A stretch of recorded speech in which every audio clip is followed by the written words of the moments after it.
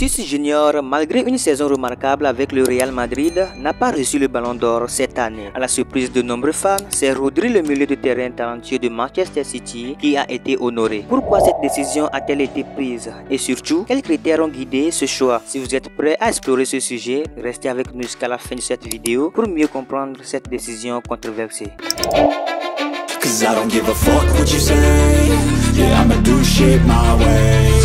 Vinicius Junior est aujourd'hui l'un des joueurs les plus talentueux du Real Madrid, évoluant en attaque avec un style de jeu explosif et une créativité qui ne cesse de captiver les fans. Depuis son arrivée au Real, il s'est imposé comme un élément clé de l'équipe, enchaînant les performances impressionnantes et gagnant l'affection des supporters. Son jeu dynamique, sa rapidité et sa capacité à créer des occasions de but font de lui un joueur essentiel sur le terrain, particulièrement lors des matchs décisifs. Chaque année, le Ballon d'Or est attribué aux joueurs qui a su briller par son talent et ses performances. Mais pour remporter ce prix prestigieux, il ne suffit pas de marquer des buts. Il faut répondre à des critères bien précis. Selon la FIFA, 3 critères principaux sont pris en compte, comme le mentionne l'article 4 du règlement officiel du Ballon d'Or. Numéro 1, les performances individuelles, le niveau de jeu et les compétences du joueur tout au long de la saison. Numéro 2, les performances collectives, les trophées remportés par le joueur avec son équipe nationale ou son club. Numéro 3, le fair play et la classe,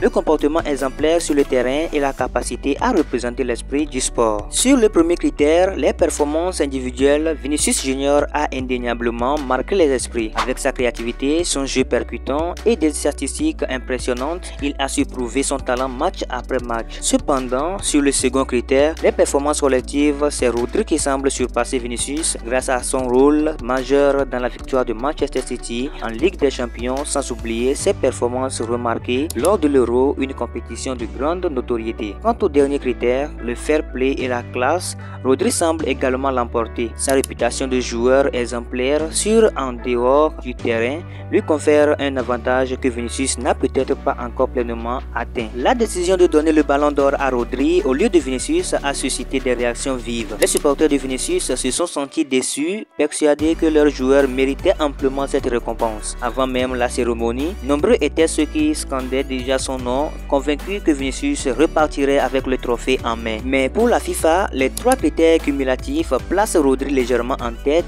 notamment en termes de comportement exemplaire sur le terrain. La famille, c'est officiel, Rodri est Ballon d'Or. Moi, à partir d'aujourd'hui, il n'y a pas de cérémonie qui s'appelle Ballon d'Or pour moi parce que ça n'existe plus. Et puis, je ne crois plus en ça. Voilà. Nous tous, on sait que Vinicius mérite le Ballon d'Or. Si vous ne voulez pas donner à Vinicius, soi-disant à cause de son attitude, donnez à Carvajal, ou bien parce qu'il est défenseur. Il a tout remporté. Il a remporté Euro là aussi. Il a remporté Champions League. Il a remporté Liga. Il a remporté Coupe d'Espagne.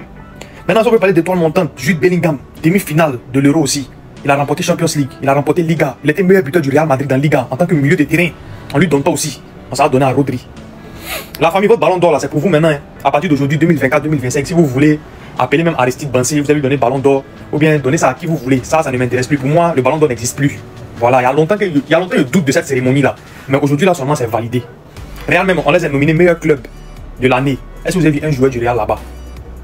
Le Real même veut plus de ce Ballon d'Or là. Et puis il ne croit plus en ce Ballon d'Or. Même dans les années suivantes, je pense même que Florentino Pérez là, même s'ils ont nominé un de ses joueurs et puis il a été le Ballon d'Or là, il va dire qu'il faut plus les mettre dedans. Il va même pas accepter que ces joueurs même pas récupérer le Ballon d'Or là-bas. C'est fini. Ballon d'Or, basta. À tous les, il faut jamais les regarder, on gérer les réalités. Citez-moi 2 performances niveau Ballon d'Or de Rodri cette année.